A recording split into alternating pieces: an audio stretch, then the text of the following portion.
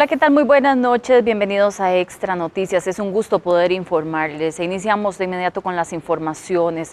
El discurso del presidente Rodrigo Chávez sobre la supuesta mordaza es mentiroso y victimista, según dice en el Tribunal Supremo de Elecciones. El ente electoral recuerda que el mandatario y su gabinete no tienen impedimento para atender las consultas de la prensa. La candidata presidencial del PAC, Claudia Dobles, dijo que el ministro de Seguridad, Mario Zamora, debe renunciar. Extra Radio consultó la reacción al jerarca este jueves.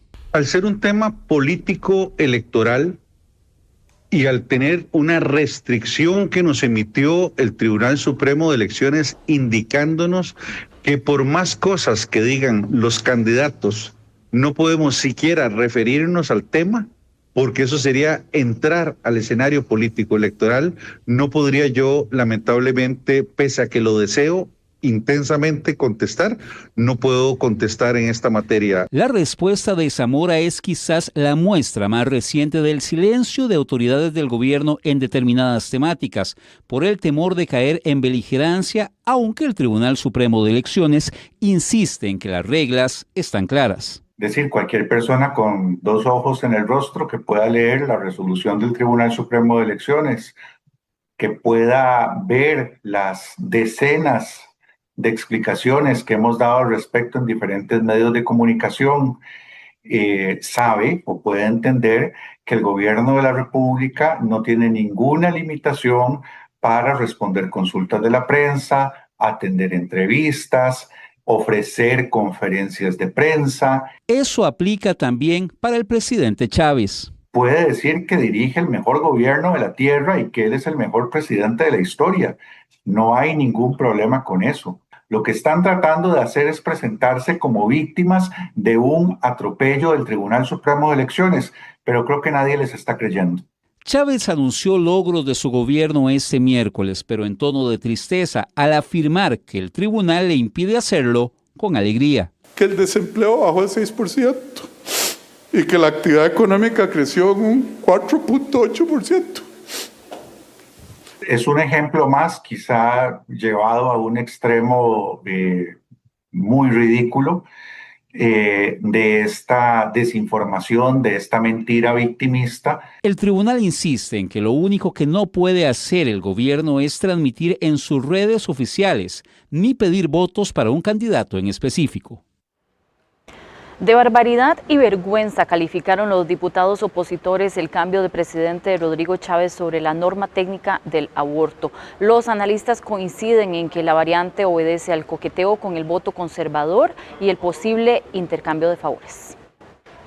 Legisladoras de oposición consideran que el cambio anunciado por el presidente Chávez respecto a la norma técnica del aborto denominado terapéutico es irresponsable. Lo que hicieron desde el gobierno, estoy sumamente preocupada, pero además molesta, porque todos los esfuerzos que se habían hecho desde hace años para redactar la norma técnica desde una perspectiva técnica, valga la redundancia, no es justo que ahora, porque estamos en campaña, porque el presidente se reúne con la Alianza Evangélica, promete que va a hacer eso, ahora lo haga. Es realmente lamentable que nuevamente este gobierno utilice la salud de las mujeres como moneda de cambio en función de acercar sectores conservadores bajo la promesa posiblemente de que votarán en las elecciones con ellos. Genera una gran preocupación. Los convenios internacionales suscritos por Costa Rica en relación a los derechos humanos, así como el artículo 21 de la Constitución Política, establecen que no es punible el aborto cuando busca evitar un peligro para la vida o la salud de la madre. Con el cambio, el aborto podrá practicarse únicamente cuando la vida de la madre corra riesgo inminente. Debemos proteger la vida de la madre y del niño por nacer. Es por esto que hacemos esta nueva norma técnica que reafirma nuestro compromiso. Me enorgullezco de haber derogado la norma que existía, tenía huecos por donde podían pasar camiones de 18 ruedas, trailers. Pero para analistas, el hecho del cambio en periodo electoral obedece a un coqueteo con el voto cristiano y un cálculo político. Mire, es probable que posiblemente exista un deseo de acercamiento del oficialismo, entendiendo que busca una continuidad respecto a ese voto más conservador, voto que venía siendo monopolizado pues por Fabricio Alvarado y por su partido Nueva República. Tiene que ver a todas luces con un pago de favores políticos de parte del presidente de la República hacia Nueva República y específicamente a Fabricio Alvarado. Pareciera que esta decisión responde más a un cálculo político electoral, porque es un tema del que se ha venido hablando por varios años y meses. Por ahora se desconocen los detalles técnicos implementados. Levantar garantías individuales forma parte de la propuesta de la candidata presidencial del rodriguismo, Laura Fernández. Los expertos destacan que Fernández sigue coqueteando con el voto evangélico. La candidata del rodriguismo, Laura Fernández, presentó su plan de gobierno con el que aspira a llegar a la presidencia de la República en 2026. Enfatizó en el tema de la inseguridad. Estoy dispuesta, como futura presidente de Costa Rica, en casos estrictamente necesarios, y si viéramos una escalada en el sicariato o en delitos asociados al crimen organizado, a solicitar a la Asamblea Legislativa restricción de levantamiento o suspensión de garantías individuales.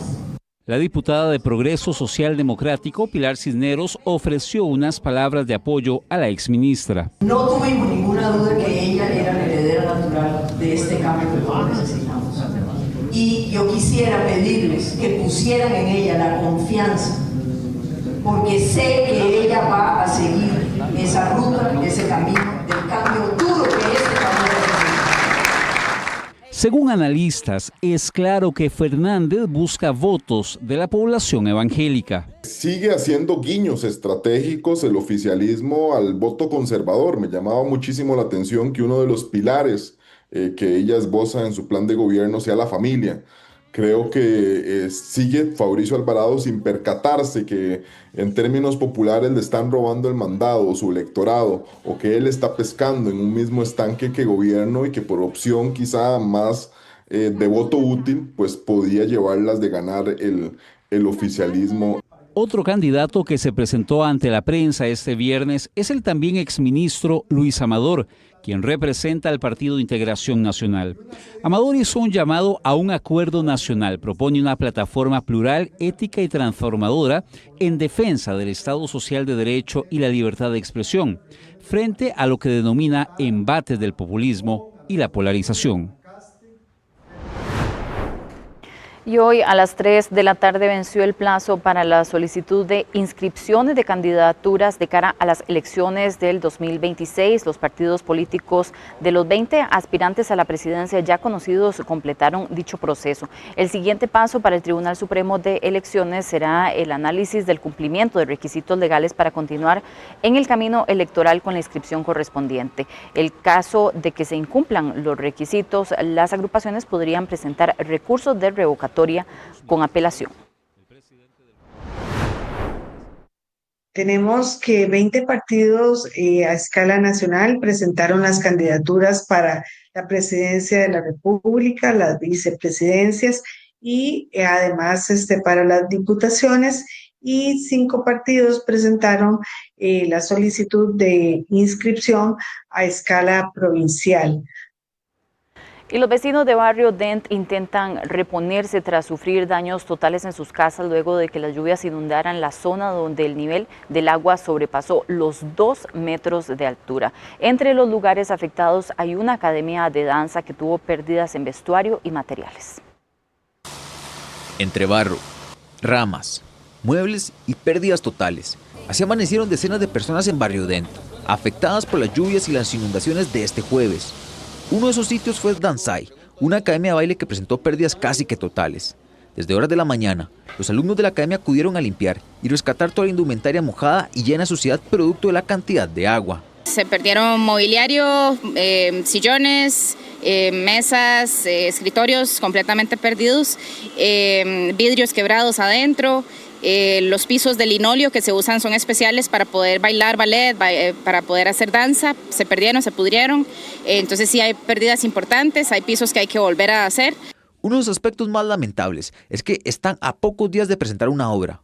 Por lo ocurrido, ya no tienen dónde ensayar y deben buscar qué elementos pueden rescatar. La situación es la misma en más de 20 casas, que dejó al menos 32 personas vulnerables tras lo sucedido. Se trata de vidas, se trata de, más que un tema material, es salvaguardar las vidas. Ayer tuvieron que sí, literalmente subirse al segundo piso, subirse a techos, y nosotros desde el Centro de Monitoreo también coordinamos con bomberos, con Cruz Roja, para poder colaborar en este sentido. Entre las pérdidas hay electrodomésticos, inmobiliario y hasta vehículos de la zona. La comunidad está alerta porque ante cualquier eventualidad o fuerte lluvia, la situación volvería a repetirse. Bueno, y precisamente para ampliar más sobre este tema vamos a hacer contacto de inmediato con Domingo Argüello, quien es el alcalde de Montes de Oca, para conocer acerca de los últimos balances que hacen tras un largo día de revisión de los daños tras las afectaciones sufridas este jueves. Don Domingo, muy buenas noches, muchas gracias por acompañarnos. Buenas noches, aquí estamos a la orden para cualquier consulta y para ampliar sobre la situación. Gracias, don Domingo. La primera consulta es ¿qué balance hacen ustedes hoy a esta hora ya del viernes tras los trabajos y el recorrido que han realizado el día de hoy en esta zona de Barrio Dent? Bueno, la verdad es que tenemos contabilizado todo lo que son las casas afectadas, las personas y familias afectadas con esta situación. De hecho, ahí en las tomas que ustedes presentaban se ve donde todos nuestros funcionarios y funcionarias han estado, no solo desde hoy, sino desde ayer también colaborando en temas, ayer más que todo el rescate y hoy todo lo que es el tema de limpieza y colaborar con todas las familias y las personas afectadas en esta zona. Estamos hablando de calle 39, sin embargo también tenemos que tomar en cuenta que se afectó parte de calle 41, que también es de Montes de Oca, y de hecho esa imagen que vemos ahí, eso ya es de calle 41, perdón, de calle 37, que eso es el sector que colinda Montes de Oca con Barrio Escalante. Eso que ven ahí ya es de la Municipalidad de San José. Correcto. Entonces, no es un tema solo en Montes de Oca, ya es un tema que también afecta a San José y que tiene repercusión en San José. La quebrada pasa por ambos cantones.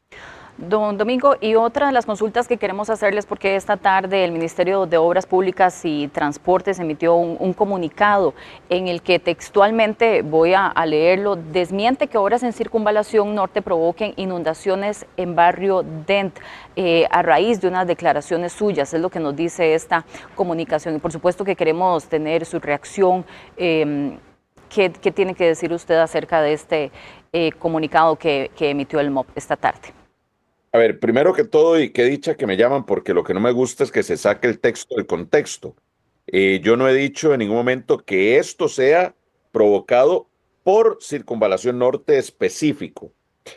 Si soy de los que creo que las obras que se hicieron en desnivel y las obras que se hicieron de Circunvalación Norte podría también tener afectación en esto que estamos viviendo.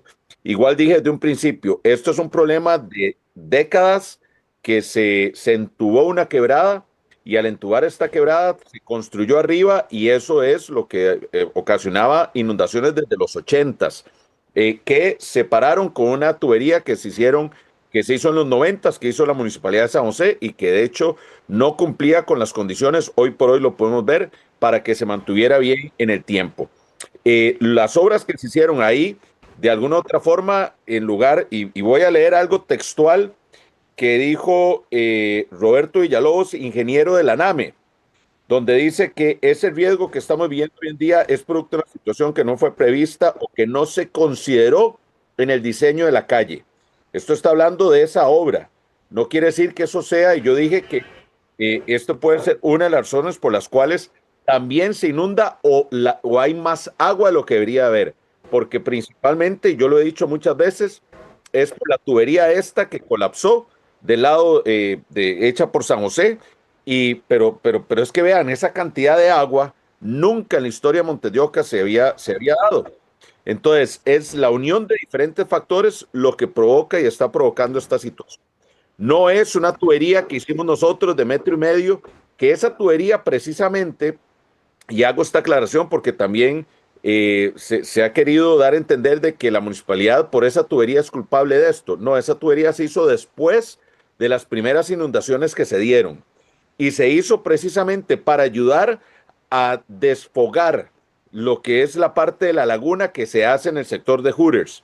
Y no es un tema solo pensando en que no se inundara derecho, sino es un tema pensando que podíamos controlar un poco el agua. Con o sin esa tubería, esta inundación se hubiera dado. Precisamente, repito, por una diferente serie de factores que se unen, incluyendo también conexiones ilegales de tubería pluvial que se conectan a tubería sanitaria, porque eso también hace que el agua salga de la alcantarilla sanitaria de acueductos y alcantarillados. Entonces, el agua tiene que buscar por dónde salir. Llovió mucho más de la cuenta, llovió más de cerca de 120 milímetros en toda esa noche y llegó a picos de 60 milímetros en una hora. Eso es bastante. Y bueno, ahora que usted lo menciona, justamente ustedes así lo hayan expresado también, hay un temor de que pueda suceder incluso algo peor si no se tiene una pronta solución, porque todavía falta buen tiempo para que termine la época lluviosa y la época fuerte. Qué dicha, me gusta porque acabas de decir la palabra clave, solución.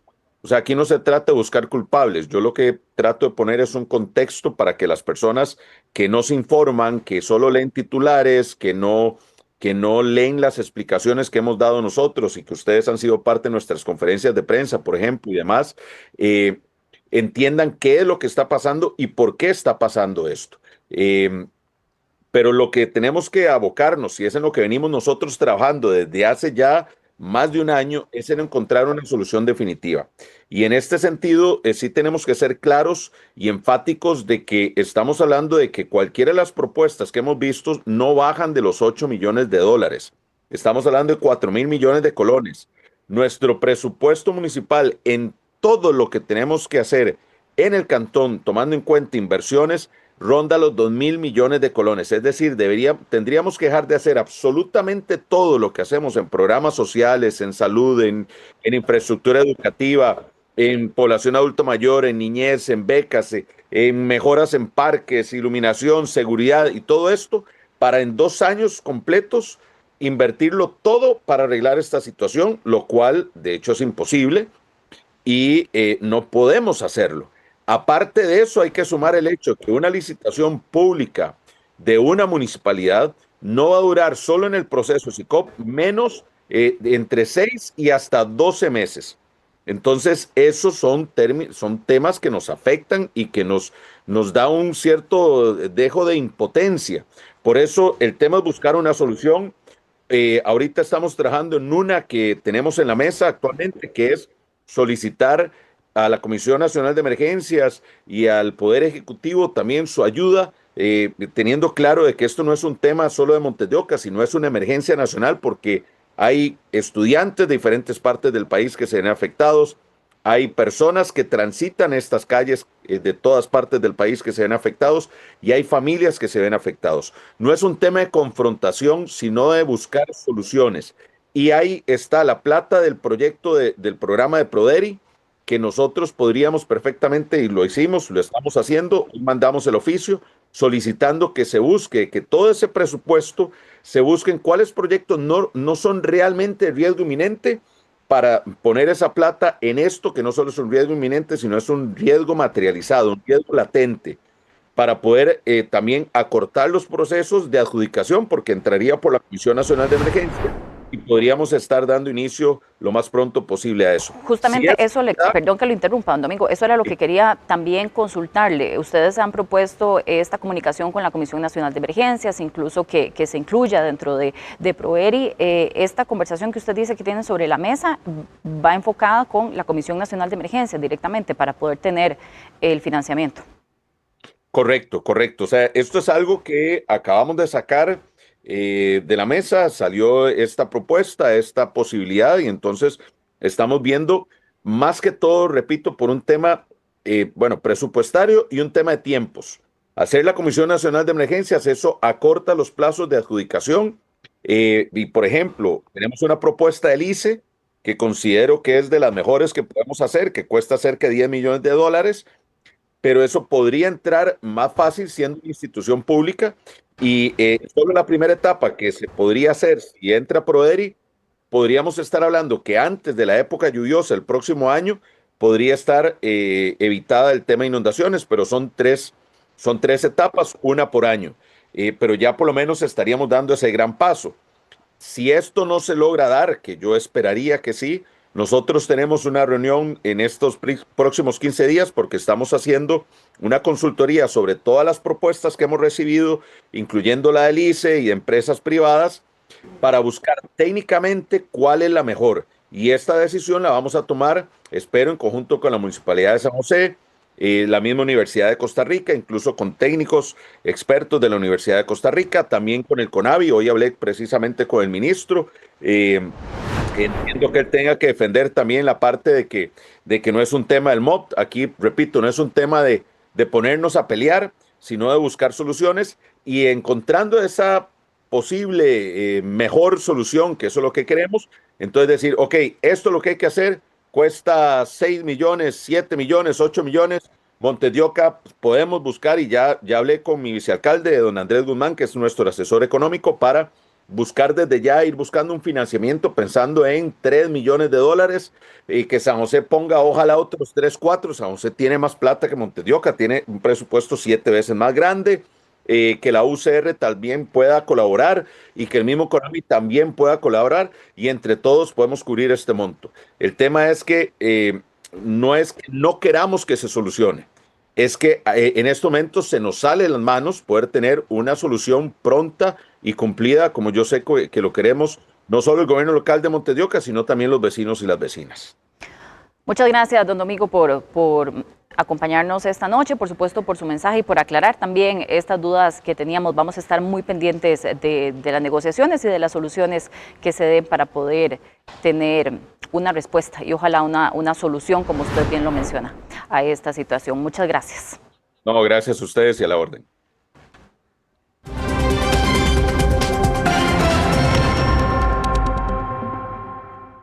Bueno, y vamos a este momento con información de última hora que se está generando debido a una situación con un motociclista que falleció esta noche. Ahí tiene usted las imágenes. El motociclista falleció luego de ser atropellado por un autobús cerca de la estación de autobuses caribeños en San José. El hecho ocurrió alrededor de las 8:40 de la noche bajo circunstancias que aún son investigadas por las autoridades. Según testigos, el impacto fue tan fuerte que el conductor de la moto quedó gravemente herido en la vía. Al sitio se desplazaron varias unidades de bomberos y de la Cruz Roja costarricense. Sin embargo, el motorizado ya no presentaba signos vitales. Agentes del organismo de investigación judicial se encargaron del levantamiento del cuerpo y de las pesquisas para determinar las causas de este accidente.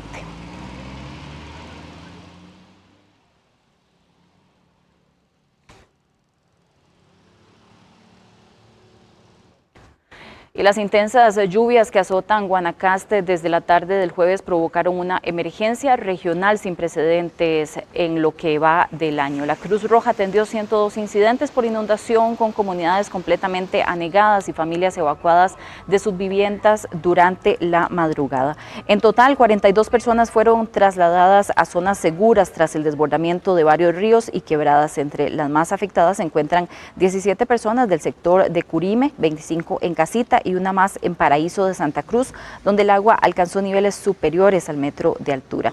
Los cantones más golpeados por el temporal son Nicoya, Santa Cruz, Carrillo y Upala, donde los cuerpos de socorro mantienen un operativo activo, utilizando botes, vehículos de doble tracción y equipos de rescate acuático. Los comités municipales de emergencias coordinan con bomberos y fuerza pública el traslado de alimentos, cobijas y suministros básicos a los albergues habilitados. El Centro de Operaciones de Emergencia además mantiene vigilancia constante ante las posibilidades de nuevas crecidas en las próximas horas.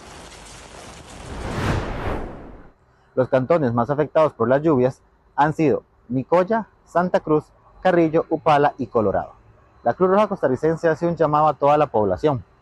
Durante las lluvias no intente cruzar caminos o puentes cubiertos por agua. El nivel y la fuerza del río pueden cambiar en segundos y arrastrar los vehículos o a la persona. Intentar cruzar corrientes fuertes puede hacer que pierda el control el vehículo o puede ser arrastrado. Por su seguridad y la de su familia, espere a que las condiciones mejoren o busque una ruta alterna. En caso de emergencia, reporta al 911. Y el paso por la ruta entre los cantones de Upala y Bagaces está interrumpido producto de los fuertes aguaceros que azotaron este jueves durante la tarde y noche. El corte del tránsito se da por la caída de parte de la calle que permite ingresar al puente sobre el río Santa Adela, que une a las comunidades de ambos cantones. Los estudiantes de la comunidad cercana al puente no reciben lecciones y los productores de la zona urgen que se repare el daño lo antes posible. Una educadora, quien estuvo a punto de caer al río con su moto, narró a Extra Noticias el susto que vivió. Antes del puente hay una vuelta, yo realmente no visualizo que hay un hueco, lo visualizo si acaso a 5 pasos, pero ya cuando lo visualizo, o sea, ya no hay tiempo de reacción, frené, pero igualmente me fui en el hueco. Yo caigo, la moto me queda encima. Yo no me puedo quitar la moto, lucho para quitarme la moto, pero no puedo. Yo pensé que había caído en el río como tal, pero ya hoy en la mañana viendo los videos y pues viendo todo lo que pasó, ¿verdad? Me doy cuenta que es que quedé como dentro de un muro de contención de la base que hace el pegue del puente a la calle, ¿verdad? Esto es una emergencia nacional. Ahorita creo que ocupamos este pase, lo ocupamos porque mucha gente sale a trabajar y lo más importante son los chiquitos de la escuela que no tengan clase por estos días, entonces ocupamos esto que sea lo más pronto posible.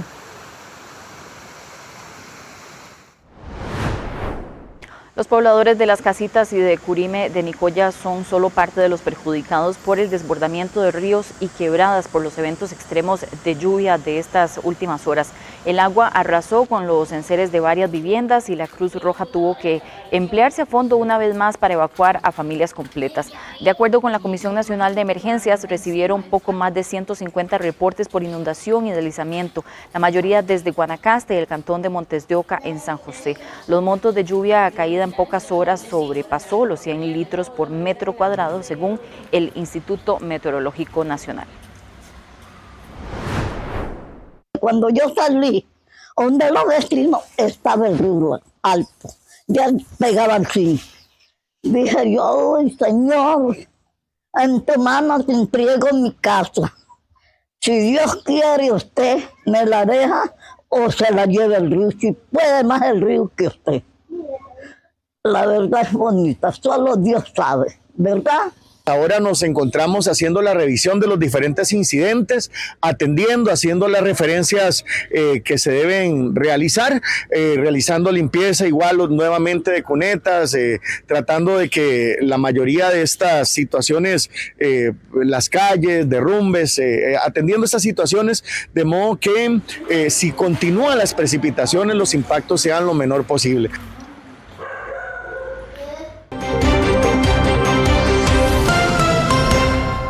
CONAVI promete empezar trabajos en el Surquí para el segundo trimestre del 2026 mediante el programa de riesgo inminente. Las autoridades aseguran que acabarán con los cierres de la 32 en el tramo del Parque Nacional Braulio Carrillo.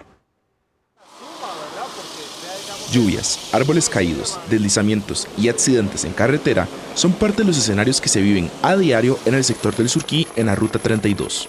Es por ello que, desde el programa de riesgo inminente, el CONAVI promete empezar a construir las obras necesarias para el 2026, tras los estudios que se mantienen en la zona. Los estudios hidrológicos y geotécnicos eran una contratación de alrededor de $600,000 y que tienen un plazo de análisis importante que se esperaría se aprovechen este año y el primer trimestre del otro año para finalizar con ellos. Después de esta etapa viene una contratación ya de diseño y construcción, que es lo que decís vos, o sea, ya ahora sí, ya tenés los estudios, ya tenés qué es lo que se ocupa, ahora sí, diseñémoslo específicamente para los puntos que ya fueron identificados y empecemos una etapa de construcción. Como parte de estos análisis, las autoridades han realizado 3 estudios que les permitirán encontrar las zonas más peligrosas en carretera. Dentro de los insumos que nos han dado es que ya tenemos información de 2 puntos muy importantes para nosotros, que son los que nos han dado un poquito más de problemas este año, que es el kilómetro 31 y el kilómetro 28. Y a raíz de la topografía ya hemos podido empezar a hacer algunos análisis y estudios más específicos de cómo tratar la montaña. Y es que precisamente en los kilómetros 28 y 31 de esta ruta, según informó el CONAVI, son los puntos más peligrosos y que requieren de mayor intervención por parte de las autoridades. Según Mauricio Sojo, director de este consejo, en esta zona son los primeros lugares donde podrían empezar a verse obras y maquinarias para poder intervenir la ruta y así evitar más deslizamientos y cierres de carretera. Una vez que contemos con estos 3 insumos, vamos a poder iniciar con lo que ya es la contratación de diseño y construcción de los puntos específicos que logremos identificar, críticos a raíz de lo que ya nos van a arrojar estos estudios, y a través de esa contratación, ahora sí, podremos ver obra muy específica en el Cerro Surquí.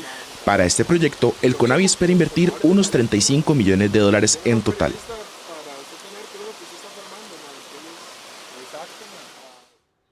Los diputados movieron 52.000 millones de colones del presupuesto a varias instituciones como la Cruz Roja y la Caja del Seguro Social. Además, el plan de gastos para el próximo año quedó dictaminado para su discusión en el plenario.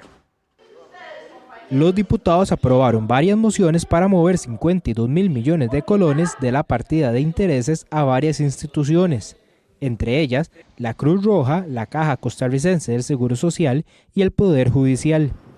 Además, dictaminaron con 9 votos a favor el presupuesto del 2026 para que pase a su discusión en el plenario. Creo que eran modificaciones necesarias, ¿verdad? Me parece que ya se había indicado que había una presión grande en algunas partidas que requerían más recursos y parece que ya el gasto en intereses está cediendo, ¿verdad? Beneficiado por un entorno de tasas más bajas, lo que le ha permitido bajar el gasto en intereses al gobierno y un entorno con un tipo de cambio estable, ¿verdad? Entonces, no veo problemático el traslado, de repente incluso puede ser insuficiente para la atención de algunas necesidades. Entre los principales movimientos, los diputados asignaron 10.000 millones de colones para pensiones del régimen no contributivo, lo que podría beneficiar a más de 9.000 costarricenses. Además, le dieron 8.600 millones al Poder Judicial para la contratación de 277 plazas entre la Fiscalía y el OIJ. También se trasladaron 7.800 millones para ampliar el programa de Red de Cuido y 6.600 millones para becas Avancemos, que beneficiarían a más de 13.000 jóvenes.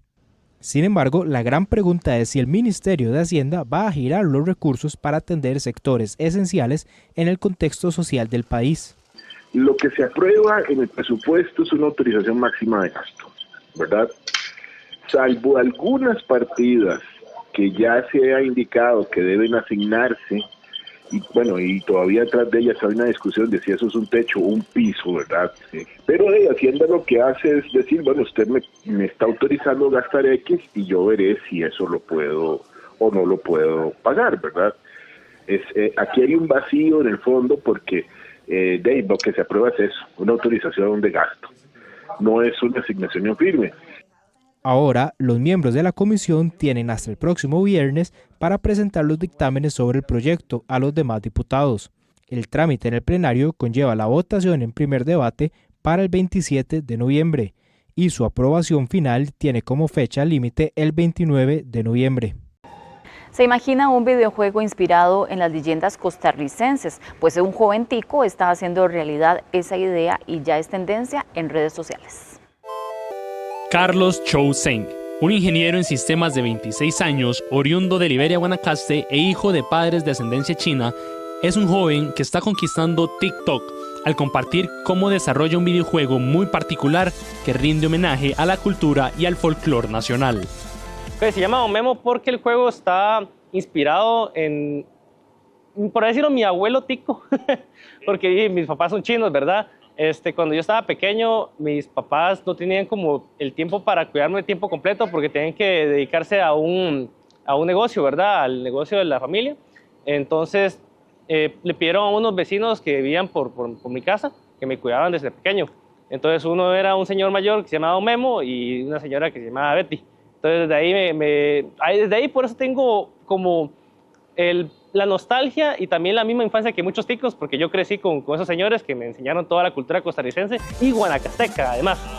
Su protagonista es nada más y nada menos que un toro, quien se embarca en una divertida misión, rescatar a su nieta, que fue secuestrada por nada menos que el Pisuicas en un taxi. Una historia con un toque de humor que incluso hace referencia al famoso caso de la vaca robada en un taxi en Costa Rica años atrás.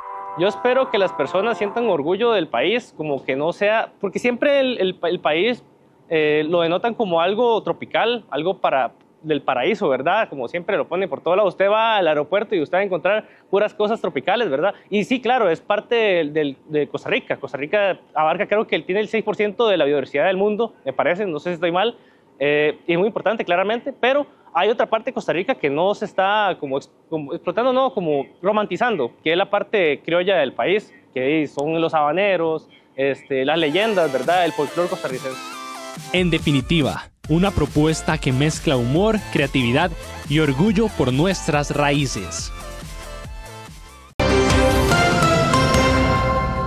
Y una jueza penal de Limón dejó en libertad a 5 hombres señalados por la Fiscalía como integrantes de la organización criminal Los Hijos de Al Qaeda, imputados por el homicidio de Cristian Aguilar Ortiz, ocurrido en mayo pasado en Cieneguita. Los imputados de apellidos Suárez Sánchez, López Barahona, Mora Gómez y Espinosa Aburto fueron detenidos por el OIJ como sospechosos de planear y ejecutar el ataque.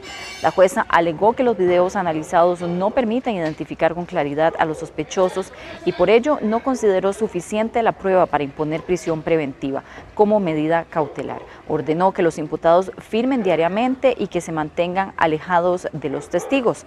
La Fiscalía Adjunta de Limón apeló la decisión al aducir que existe riesgo para los testigos, entre ellos una mujer que recibió una flor marchita y una carta amenazante firmada por Al Qaeda. Según el OIJ, ella pertenecía a una banda rival ligada a Cocoyo y a Peña Russell, envuelta en disputas con redes de narcotráfico de Limón.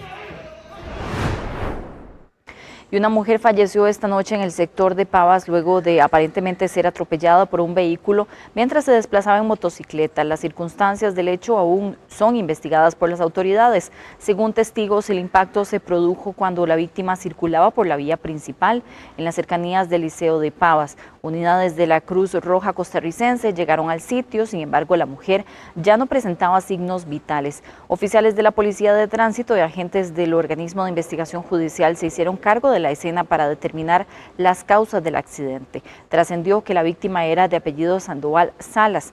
El suceso ocurrió alrededor de las 8 de la noche y provocó fuerte congestionamiento vehicular en el ingreso a ese distrito josefino.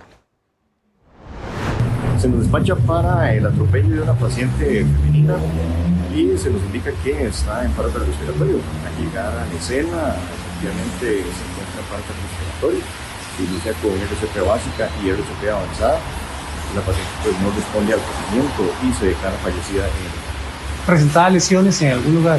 Presentaba un golpe en la cabeza asociado pues, a la cuestión del atropello, pero por su condición pues no respondió al tratamiento y se declara fallecida. Así llegamos nosotros al final de nuestra edición. Muchas gracias por habernos acompañado. Que tengan muy buenas noches.